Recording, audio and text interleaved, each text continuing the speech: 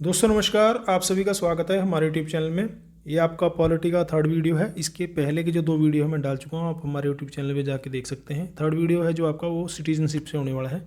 ठीक है, तो शुरू करते हैं। इसमें पहला क्वेश्चन आपका दे रखा है, इंडियन कॉन्स्टिट्यूशन भारतीय संविधान में नागरिकता सिटीजनशिप कहाँ पर दे रखी है, कौन से आर्टिकल में, कौन से भाग में दी हुई है। ठीक है, तो इसका आंसर हो जाएगा आपका सेकंड बी, भाग 2 में, पार्ट 2 में, अनुच्छेद आर्टिकल 5 से लेकर 11 तक। ये भी मैं क्लियर कर देता हूँ, पहले ये चार को चार ऑप्शन क्लियर कर दूँ। 5 से लेकर 11 तक सिटीजनशिप दी रखी है। ठीक है, और टोटल भाग आपके कॉन्स्टिट्यूशन में 22 हैं, 22 भाग हैं, 395 आर्टिकल हैं, जो मैं पहले की वीडियो में आपको बता चुका हूँ। भाग 1 में, पार्ट 1 में क्या है, आर्टिकल 1 से लेकर 4 तक दे रखे हैं।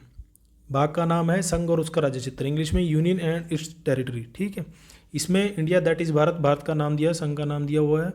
ठीक है, और उसका राज्य क्षेत्र, जो स्टेट हैं, जितने भी राज्य क्षेत्र जो स्टेट हैं और यूटी हैं, उनके एरिया के बारे में बताया गया है। ठीक है, जो फर्स्ट आर्टिकल है उसमें नाम और राज्य क्षेत्र के बारे में बताया गया है। इसी से फर्स्ट शेड्यूल हमारी जुड़ी हुई है। जो आर्टिकल 2 है ये मैं वैसे पहले क्लियर कर चुका हूँ, संघ में नए राज्यों का प्रवेश। और थर्ड में है राज्यों का निर्माण, इस्टेब्लिशमेंट, जो राज्य बनाए जाते हैं। ठीक है, आर्टिकल 4 में उनसे लेकर के जो विधियाँ हैं। क्लियर होगी चीज़। थर्ड है इसमें भाग 3 में है। भाग 3 में आपके आर्टिकल 12 से लेकर 35 दे रखे हैं, जिसमें आपके फंडामेंटल राइट है, जो आगे आएगा आपके जो फंडामेंटल राइट है। ठीक है जी। और भाग 4 में है आपका आर्टिकल 36 से लेके 51 तक, जिसमें डीपीएसपी है, राज्य के नीति निर्देशक तत्व। क्लियर हो गया। इसकी जो मैं बात कर रहा था, जो सिटीजनशिप है आपकी भाग 2 में आर्टिकल 5 से लेके 11 तक दे रखी है। ठीक है, आर्टिकल 5 है में दे रखा है कि संविधान के परंपरा नागरिकता, जब संविधान आपका लागू हुआ तो उसके आधार पर किसको नागरिकता मिलेगी। तो जो जिसका जन्म भारत में हुआ है, जो जन्म के आधार पे है। ठीक है जी, जिसके माता पिता में से कोई भारत में जन्मा था, जो भारत शासन अधिनियम 1935 है उसमें परिभाषित है। ठीक है, उसमें उसका नाम दर्ज है, उसके माता पिता हुआ। जो आर्टिकल 6 है, 6 है, उसमें दे रखा है कि जो पाकिस्तान से, जब देश का बंटवारा हुआ, जो लोग पाकिस्तान से माइग्रेट करके इंडिया में आए थे, ठीक है, बांग्लादेश से भी, ठीक है, उस टाइम पे वो पाकिस्तानी था, तो उनके लिए एक डेट दे रखी है 19 जुलाई 1948 से पहले जो लोग आए थे। ठीक है जी।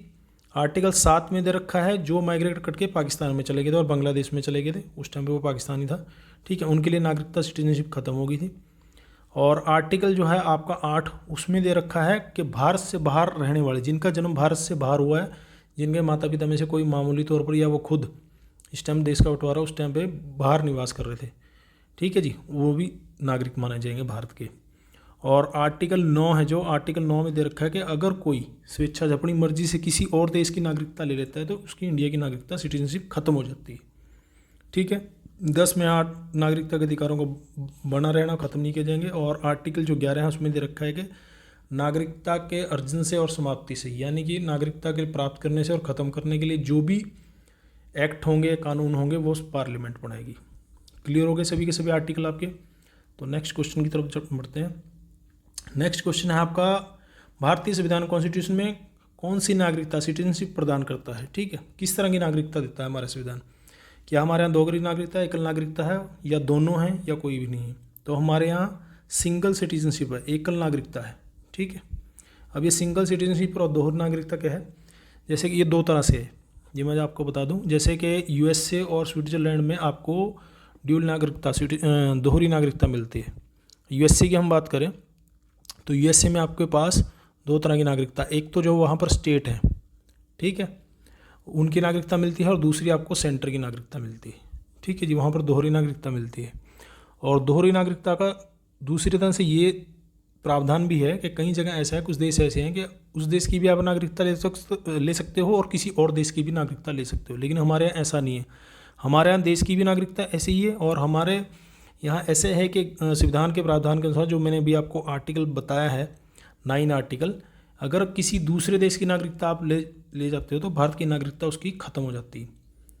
ठीक है जी। हालांकि जो एनआरए वगैरह हैं उनके लिए कुछ प्रावधान वगैरह हमारे अभी जो सिटीजनशिप अमेंडमेंट जो बिल है उसमें कुछ प्रावधान किए गए, वो एक अलग चीज़ है।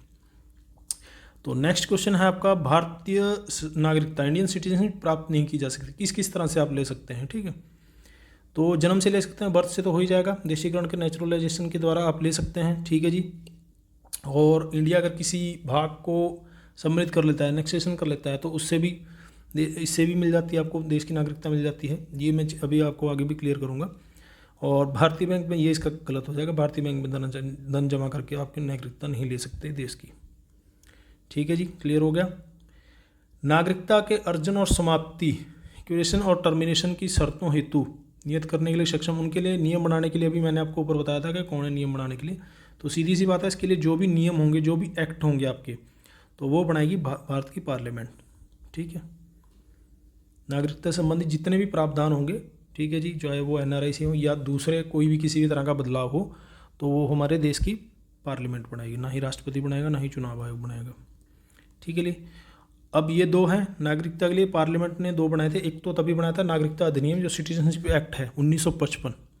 ठीक है, ये बना रखा है। इसमें आपको 5 प्रकार से दे रखा है कि नागरिकता आप ले सकते हैं। एक तो जन्म से ही हो जाता है आपका, ठीक है। दूसरा वंश से हो जाता है, जिसके माता पिता वहीं से कोई यहाँ पर जन्मा था, उस बच्चे का जन्म बाहर हो जाता है। ठीक है। तीसरा है पंजीकरण के द्वारा, रजिस्ट्रेशन के द्वारा।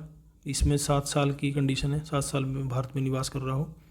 और ऊपर हमने जो बढ़ा था नेचुरलाइजेशन, देशीकरण, प्राकृतिक रूप से, प्राकृतिक रूप, इसमें भी कुछ कंडीशन दे रखी हैं कि अगर कोई भारत में जॉब कर रहा है या कोई कला के क्षेत्र में आगे है, बहुत तरह की इसमें कंडीशन है। ठीक है। 5वां है क्षेत्र के हिसाब से, अगर भारत किसी एरिया को, किसी स्टेट पे कब्जा कर लेता है या अर्जित कर लेता है, ठीक है, जीत लेता है, तो उसके आधार पे 5 तरह से आपको इसमें नागरिकता अधिनियम के द्वारा, हालांकि आपको इसमें रजिस्ट्रेशन के लिए अप्लाई करना पड़ता है, तब आपको ये नागरिकता मिलती है। उसके बाद है जिसको लेकर के विवाद भी हुआ था, सिटीजनशिप अमेंडमेंट बिल, CAA। बाद में NRC लगने की बात हुई थी, वो मामला ठंडे उसमें चला गया। ठीक है।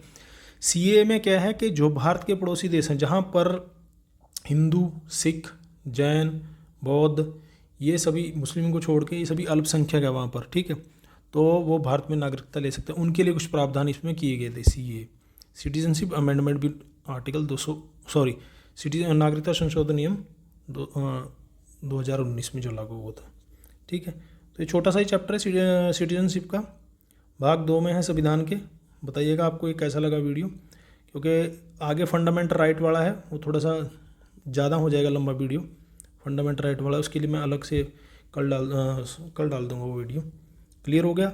और कोई इसमें किसी तरह का आपका डाउट है, देखिए, अगर आप चैप्टर के साथ, अगर आप साथ साथ में चैप्टर पढ़ते जा रहे हैं और उसके बाद ये क्वेश्चन लगा रहे हैं, या फिर आपने बेयर एक्ट से क्लियर कर रखा है ये चीज़, ठीक है, बेयर एक्ट से ये चीज़ मैंने बुक आपको बताई रखी है, लक्ष्मीकांत है, या आप सीधा बेयर एक्ट से पढ़ रहे हैं, तब भी सेंट्रल एजेंसी है, सेंट्रल लॉ पब्लिकेशन का आपने बेयर एक्ट, जिसमें आपके आर्टिकल दिए होते हैं, ठीक है, या आप बुक से पढ़ रहे हैं लक्ष्मीकांत से, या आपने एक PD का तृक्तांक भी आता है, उससे साथ साथ में चैप्टर लगा रहे हैं, तो आपकी सारी चीज़ें क्लियर हो जाएंगी। ठीक है। या किसी और बुक से भी आप कर रहे हैं, तो साथ साथ में करते रहें तो क्लियर हो जाएंगी। और किसी तरह का डाउट हो तो कमेंट बॉक्स में जरूर। हाँ, देखने और सुनने के लिए धन्यवाद। जय हिंद, जय भारत, वंदे मातरम।